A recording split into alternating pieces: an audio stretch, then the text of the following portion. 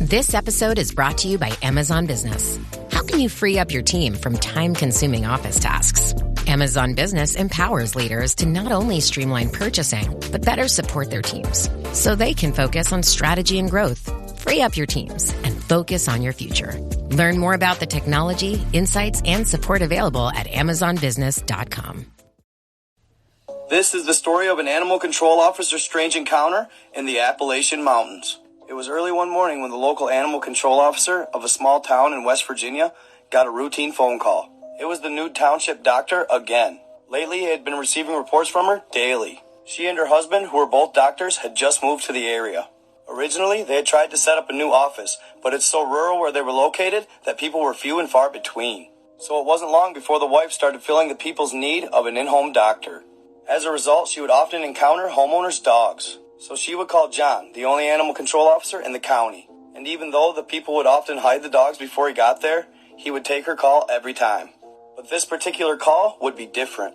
She would explain this house is way off the beaten path, and that as she was taking care of one of the children, she heard an odd noise coming from the bedroom. It was a low growl that sounded like a mountain lion.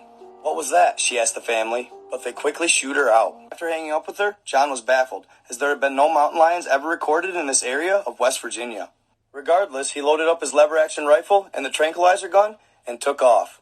As he pulls up to the end of the long two-track, he marks his GPS and exits the vehicle. He spots a beaten path and begins making his way through the dense forest. After walking for about 100 yards, John notices something odd. The forest is completely silent. Then suddenly, he feels as if he's being watched. A chill was sent down his spine, but reluctantly, he kept moving forward. He continues for a couple more minutes when suddenly he starts hearing the sound of children playing. A feeling of relief swarmed over his body. Thank God, I must be getting close.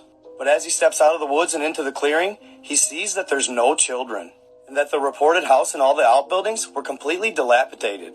Something ain't right here, he thought to himself. Regardless, he pushes forward. He gets to the front door and clutches his rifle.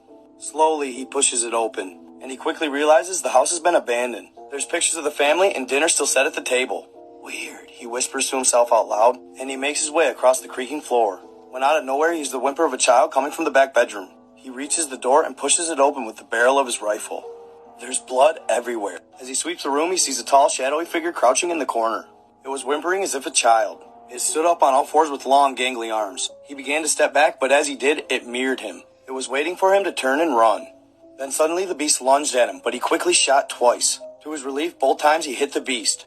As it lay there, he turned to run. He ran with all his might and made it to his truck. He sees 3 claw marks in the door. Quickly he gets in, turns it around, and takes off, noticing in his rear view an old man that had 2 gunshot wounds in his chest. After getting back home, he called a doctor. An old lady would answer. "There's no doctor here," she'd say. "I've been living here over 20 years, she'd explain. He'd call around, and nobody ever heard of this doctor.